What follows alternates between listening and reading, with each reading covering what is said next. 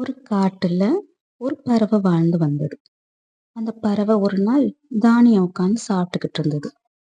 அந்த காட்டுல யானை, புலி, கரடி, சிங்கம் எல்லாம் அது பாட்டுக்கு போய்க்கிட்டு வந்துகிட்டு இருந்தது. ஆனா அந்த பறவை எதையுமே கவனிக்காம சாப்பிட்டுட்டு இருந்தது.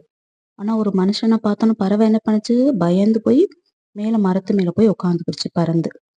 அந்த மனுஷன் அங்கிருந்து பார்த்துக்கிட்டே வாரான்.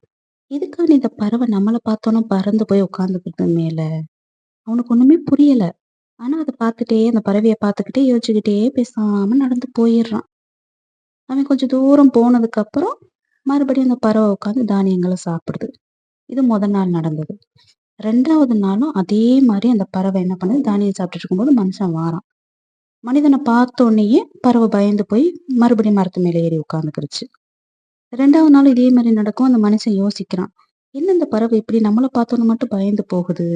இப்பதான் யானை போணுச்சு. யானையெல்லாம் பார்த்து பயப்படல. வேற யாரையும் பார்த்து பயப்படல. நம்மள மட்டும் பார்த்து பயப்படுதே! என்ன விஷயம்? சரி பார்த்துக்கலாம். எதா இருந்தாலும் நாளைக்கு பார்த்துக்கலாம். அப்படின்னு நினைச்சுட்டு அவன் பாட்டுக்கு பேசாம போயிடுறான். 2வது நாளும் முடிஞ்சது. 3ஆவது நாள் பறவை சாப்பிட்டுக்கிட்டு இருக்குது. சாப்பிட்டுட்டு இருக்கும்போது அதே மாரி மனுஷன் அந்த பக்கம் இருந்து வாரான். மனுஷன பார்த்தோன்னே பறவை என்ன பண்ணுது? பறந்து போய் மரத்து மேல உட்காருது. இத பார்த்தோன்னே மனுஷனால பேசாம இருக்க முடியல. அந்த பறவைய பார்த்து கேட்குறான். பறவையே! ஏன் என்னைய பார்த்து பயப்படுற? நான் உன்னைய ஒண்ணுமே பண்ணலையே!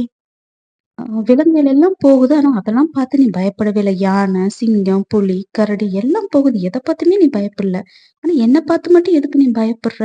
என்ன விஷயம்? எனக்கு இன்னைக்கு நீ பதில் சொல்லியே ஆகணும்.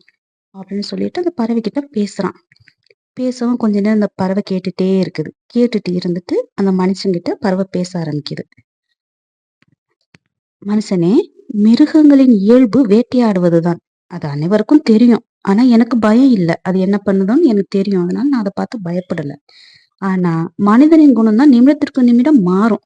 அதனால தான் நான் உன்ன பார்த்து பயந்தேன். அப்படின்னு சொல்லிட்டு அந்த பறவை அங்கருந்து பறந்து போயிருது. பறவை சொன்னத கேட்ட மனுஷனுக்கு ரொம்ப கஷ்டமாயிருச்சு.